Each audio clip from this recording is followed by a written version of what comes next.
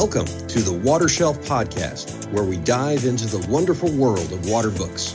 The Water Shelf is a production of Maven's Notebook, California's Water News Central. My name is Justin Scott-Coe, water manager, pirate, and book aficionado.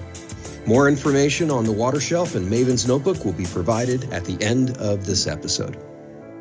Greetings and welcome to the Water Shelf Podcast. I am honored and humbled to welcome Dr. Peter Gleick to our very first Water Shelf podcast. Dr. Gleick is renowned nationally and internationally for his more than 4 decades of water science and policy work and is perhaps the world's most widely known and cited water expert. Dr. Gleick is Senior Fellow, Co-founder, and President Emeritus at the Pacific Institute, which creates and advances solutions to the world's most pressing water challenges. And most importantly, for the purposes of this podcast, he is the author of the recently published and highly acclaimed book, The 3 Ages of Water: Prehistoric Past, Imperiled Present, and a Hope for the Future, published by Public Affairs and imprint of Hatchet Book Group in 2023.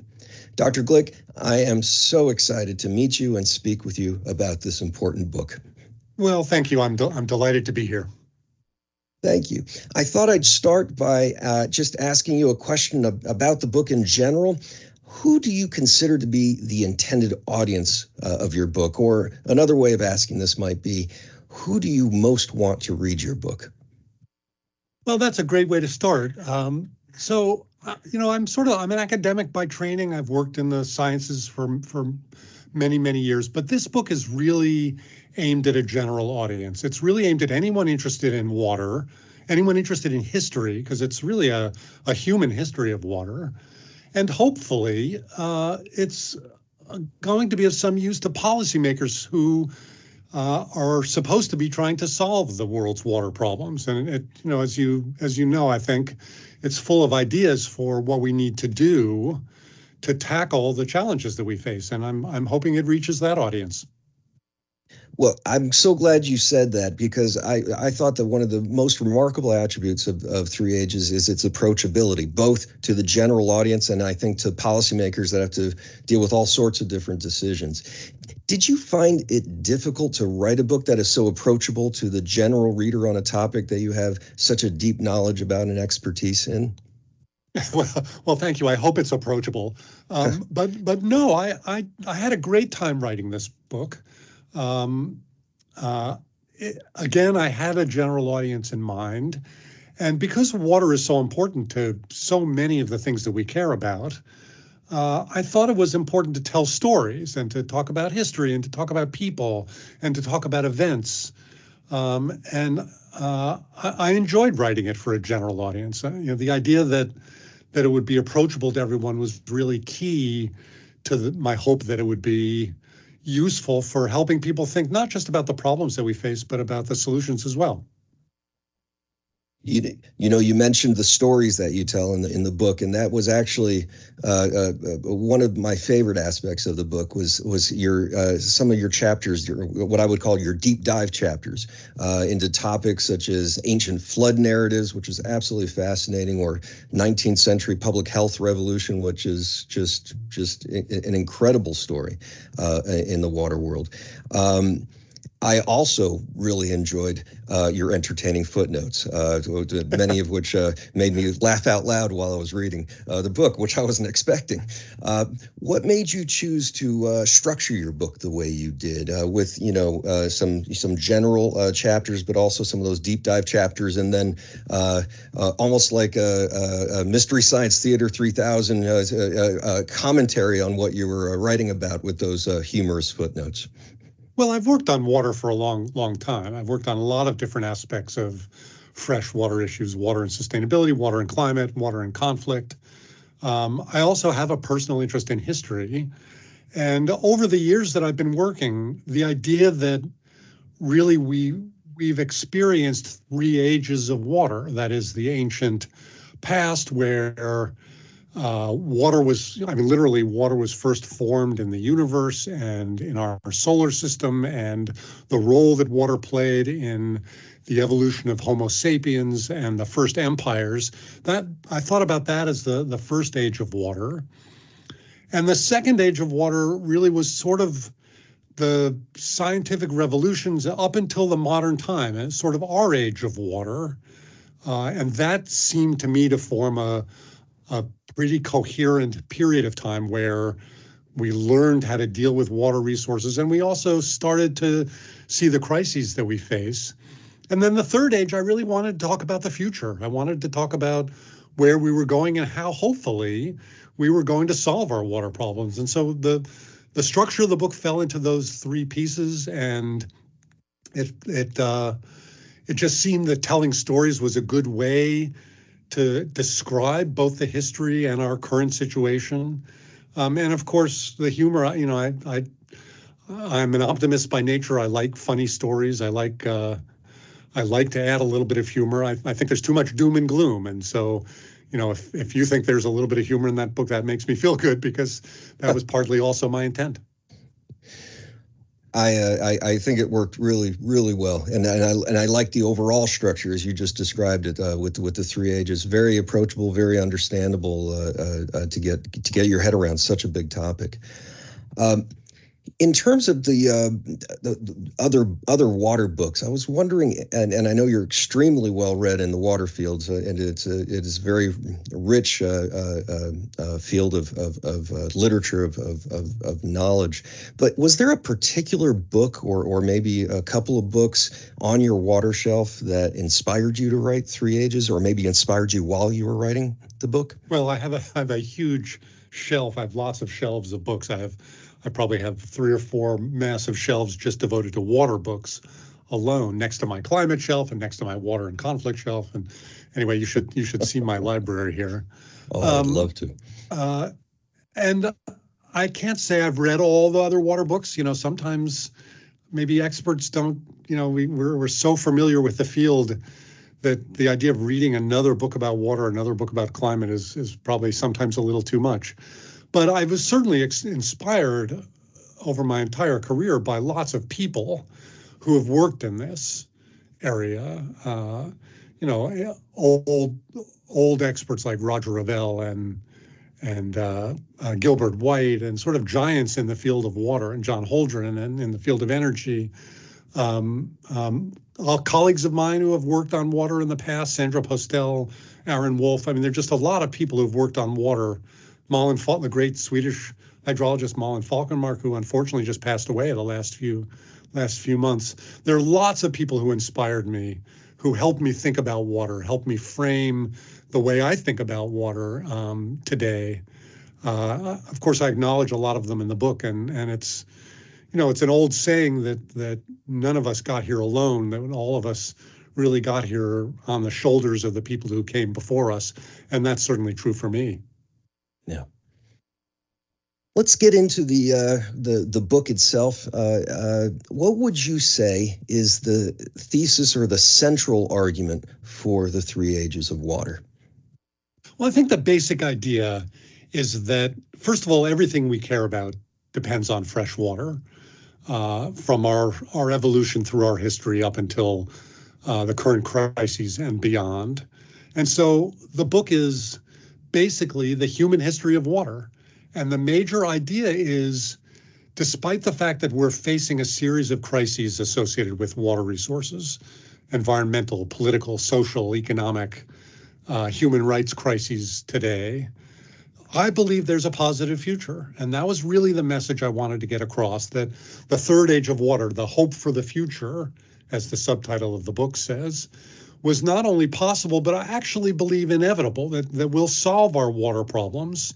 And I wanted to talk about the ways in which people are already solving these water problems, and the importance of scaling those solutions up and broadening them and bringing them to the general public and to policymakers, and to somehow accelerate the transition from the second age of water and the problems we're facing today to this positive future. It's a fascinating way of structuring it and of making a very positive argument, which I'd like to come back to in a second. But I wanted to talk first just about the second age, and also just kind of curiosity. Why did you choose the word ages? I was just curious about this, rather than I was thinking of other words like eras or epochs. And I was thinking, was this a tie to tie the three ages to human activities versus geological eras, or was there another reason for choosing that word? Well, I guess that's an interesting question. Nobody's ever asked me that. It's sort of a semantic choice. I love the idea of ages of water. Epochs and often have a specific time period associated with them, a specific length of time or a specific period of time. And the first age, as I described in the book, goes from the Big Bang all the way up to ancient Mesopotamia and the first empires. It covers billions of years, and so that's a very long period of time. I don't know. I liked the way it sounded. I liked the way it let me parse the time periods. I think it works beautifully. Your book, and again, looking back at that second age, when I was reading those chapters, I couldn't help thinking about a recent book, I believe by Graeber, called The History of Everything. And he talks about alternative potential ways human organization could have developed. So alternative pathways for humanity. Were there alternatives possible to our current second age of water? I mean, could this all have happened differently, at least up to our current point? Well, I don't know. I mean, it didn't happen differently, so it's hard to know if it could have or which direction it would have gone. But interestingly, one of the most fun things I did in this book, I did a lot of research. I learned a lot of things writing this book, and one of the interesting things was the extent to which the evolution of our own species, Homo sapiens, was, in my opinion, and I guess there's research to support this, was largely because of our ability as a species to manage and deal with the extremes of weather and climate and water that early species had to deal with. Before Homo sapiens, we evolved, but there were other species of hominins, Homo erectus, Neanderthals, that preceded us. And for example, Homo erectus, a species that preceded our own, survived for millions and millions of years. We've only been around for a couple of 100,000 years. So in some ways, Homo erectus was a more successful early species, and yet we outcompeted them. We, Homo sapiens, outcompeted them because we were able, I believe, to deal with climatic extremes and extremes of water availability, both dry periods and wet periods. And so in some ways, history could have been different. If another species had been better than us, we never would have evolved. But because of our ability to deal with water, here we are. And in some ways, I think what you described there is basically that our way of dealing with water almost defines us as a species. Is that taking that point too far? Well, it's absolutely true that our culture and our societies and our technologies exist in part because of the need to figure out how to deal with fresh water problems, how to get water when we needed it, how to grow crops and supply water for irrigation in order to support growing populations, how to deal with wastes and contamination. All of those factors, water-related factors, played a role in the way the second age of water developed, and the kinds of technologies we developed, and the kind of institutions that we developed, and the kind of institutions that we have today and technologies that we have today that let us deal with the vagaries of water availability and treat water and deliver water and use water for energy and grow the food that we need. Without a doubt, water and human history are very closely tied together. Well, you state that the second age of water that we're currently in is coming to an end, and that humanity has a decision to make regarding water, and that is that's the big lead into what the third age is or needs to be. Before we get to that, could you describe or maybe discuss how you see humanity collectively making such a decision of moving into the third age? Are there historical examples of humanity making either good or bad decisions collectively? Well, that's interesting. I'm not sure that we make these kinds of transitions with total awareness of what's happening. Sometimes they're forced upon us, and I think that's partly the situation here. I describe the second age as coming to an end in a series of crises, the water crises that we hear about all the time, the failure to meet basic human needs for water, and the ecological crises that are so prevalent in the aquatic ecosystems area, and violent conflicts over water, and of course climate change, which is a problem of water as much as it's a problem of anything else.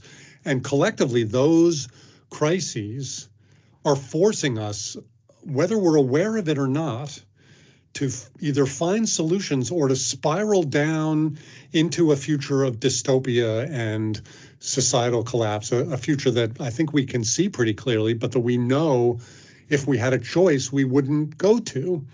And part of that is the point of the book as well, the point that, in fact, we have a choice. We can do things differently. And whether we're collectively aware of the fact that we have to make these decisions, or whether those decisions are going to happen piecemeal, one by one, or in one place versus another place, that remains to be seen. My point in the book is that we are at this transition. We are at this fork in the road. And if we were smart, and I think we're smart, we would make the decision to move toward a more sustainable future. And that's the choice that faces us. Yeah. And as you said, and as you said just now and earlier, your book is very positive in its vision for this future third age of water. And you say it's not only possible, but inevitable. Do you think, are there signs that we are moving towards a consensus on where we need to head in the third age, towards what you call the soft path for water? For example, the example that occurred to me, since I'm in the water industry, there's a big move to expand water resources to include potable use of reclaimed wastewater, and to do it even more and more comprehensively. Do you see that, or other signs that we may be the hard and soft paths are in a way coming together? I am an optimist, and I'm an optimist precisely for those reasons, because I can see over the long history of my career, I've seen remarkable trends in the right direction. Now, that's of course not to say that everybody is aware of the problems or everybody is moving in the right direction, but it's pretty clear worldwide that we need and can provide safe water and sanitation to everyone on the planet. And the Sustainable Development Goals of the United Nations are an effort to both define that and to move in the right direction. The SDGs, there's 17 of them. They've been defined by the UN to address just a huge wide range of different challenges that we face. But one of them, SDG 6, is devoted to water, and the target is to provide safe water and sanitation to everyone on the planet, something we know how to do, something we can afford to do, something we don't need any new technology to do, but that we have failed to do in the second age of water. And so the consensus that that's something that we can do is a step in the right direction. The idea that there's a human right to water, that was a debate in the 1980s and the 1990s and the 2000s, and about whether there was a human right to water. But in 2010, the UN declared a human right to water, and I think that's universally understood. I think we're moving in the right direction, not fast enough, but in the right direction, to deal with the challenge of climate change and the water consequences of climate change. Again, we need to do more, we need to do it faster, but there's a growing awareness that that's not just a global crisis, but that we can do the right thing, that we can develop non-carbon sources of water, and that we can adapt and try and mitigate the climate impacts on water systems that we're not going to be able to avoid. Just there's story after story about the ability to do the right thing and communities that are starting to do the right thing. And that's what gives me hope for the future.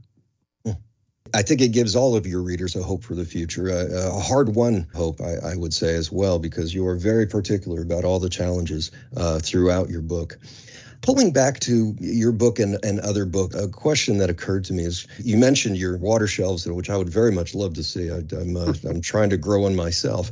What books would you like to see next to your book, this book, The Three Ages of Water, on the water shelf? Are there specific books that you think would pair well with yours, that you see Three Ages either in dialogue with, either reinforcing its perspective or even challenging its arguments? Well, that's funny. I mean, maybe this is a challenge for everybody who maintains books, but my particular bookshelf is organized by alphabet, alphabetical by author. So the books next to my book are just, the G's and the F's on either side, or the H's. But I get your question. It's really hard I'd have to stare at my shelf really to answer that.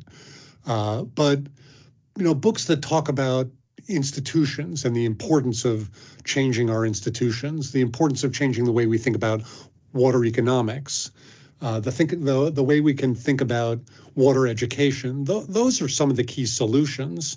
And so people who work on those issues and books that talk about those issues are really pretty important. I'm working now on another book on water and conflict, because I think it's a big problem. And again, a large part of the book is going to be devoted to thinking about how do we solve conflicts over water? How do we reduce the risks of conflicts over water? So books that talk about solutions now rather than problems are probably top of my list. And I want to make sure the listeners know that for them to get ready to read your next book, there's a wonderful chapter about water conflicts, wonderful and also quite sobering chapter on water conflicts and The Three Ages that I thought was very eye-opening. I learned a great deal from it, and so I look forward to reading your book. Just curious, thinking ahead to the book you're working on now. When you talk about water conflicts, are you talking about, armies fighting each other mostly, or do you actually get into, say, some of the legal conflicts that some of us pedestrian water age managers tend to deal with on a daily basis, with lawyers and adjudications and things like that? Just a curiosity. Yeah, so that's a big issue, the issue of water rights, control of water, access to water. My focus on water and conflict really comes from, I don't know if you know this, but one of the things we do at the Pacific Institute is we maintain something called the Water Conflict Chronology. It's the best open source database of violence associated with water worldwide. And if listeners are interested in history and interested in water and peace and security, just Google Water Conflict Chronology and you'll find it right away. And that really focuses on violent conflicts associated with water, but in three categories. Water is a trigger of conflict. That is what most people think about when we think about violence over water, disputes about control of water or water rights or access to water resources.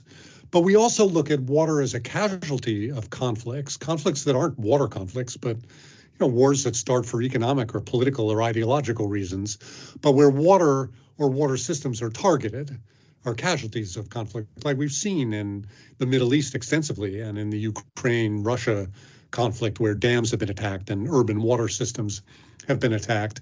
And the third category is where water has been used, or water systems have been used as weapons during conflicts. Again, conflicts that may start for another reason, but where water systems are used as tools of war. And so we look at all three of those, and I hope to address all three of those in the work that I do in the future. Fascinating. Can't wait to read that book. I'd like to close just by asking you. You have to wait till I write it. I look forward to it. I'll try not to bother you too much about it, but that sounds fascinating. Something that all of us should read and know much more about. Finally, The Three Ages of Water. How has the book been received? It's just remarkable. I know a lot of people that I know of in the water industry have read it and have seen it. They're very interested in it. How do you feel like that it's been received generally by the general reader? What kind of responses have you gotten to the book? Oh, it's been wonderful to get responses, to hear from people who have read it. The reviews have been really great. I have no idea what sales are. It's something that authors are always hoping we're greater. But of course, I didn't write it for for sales. I wrote it for me, and I wrote it for the audiences that hopefully will find it of use and value. I know it's being used in some classes, which is always great to hear. That, the idea that students might pick it up as a way to think about water and think about water problems and solutions is great. I've heard from a lot of colleagues and friends that I haven't heard from for a long time that have helped me reconnect with a lot of the water community. So I think it's been well received, and I hope it continues to play a role in the discussion we have about water. Well, fantastic. I know one of the great interests with the Water Shelf, both the webpage and these podcasts, is to get people more interested in buying water books, and finding out about them and building their own water shelves. So I hope we can inspire folks to pick up this book if they haven't already, and check it out. It's just a tremendous, very readable and enjoyable book that really gives a very strong perspective on where we need to head on water. Well, I appreciate that, Justin. It's great to talk to you about that, and I hope it also inspires more people to get involved in the challenges and solutions that we face. Hear, hear. Well, Dr. Gleick, Peter, thank you again so much for spending some time with us and talking about this wonderful book that you've written. I really appreciate it. I would say seeing it being published kind of inspired the Water Shelf Project. So I appreciate that as well. And please know that we'll be following your work as it continues, and provides a very important information and perspectives on what we need to do in managing our vital water resource. Well, thanks very much, and best of luck to you in all of your endeavors in this field. We certainly need more people. Thank you for listening to another episode of The Water Shelf. For water book news and reviews, and to sign up for our newsletter, please visit the Water Shelf website at mavensnotebook.com/watershelf. Maven's Notebook is the place to stay up to date on California water news and information.